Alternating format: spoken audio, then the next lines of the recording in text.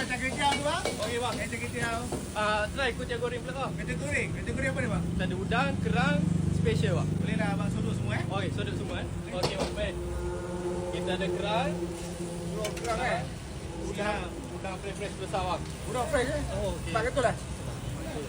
Ni kuitiau. Kuitiau. Ni kicap special kita bang. Ikan special bang eh? Jadi kicap kuitiau yang buat sendiri, homemade bang. Homemade. Habis cakitiau biasa RM1.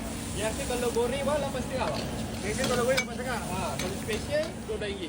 Biasa RM2. RM12. Kedai buka apa? Kedai buka dari 5 petang sampai 3.30 pagi bang. Okey, kira-kira berapa? Oh, kalau Ini dia bang. Kicap. Okey. Okey fresh bang. Okey fresh eh? Fresh. Ni panas-panas bang. Panas-panas bang. Air lampu ni. Okey bang.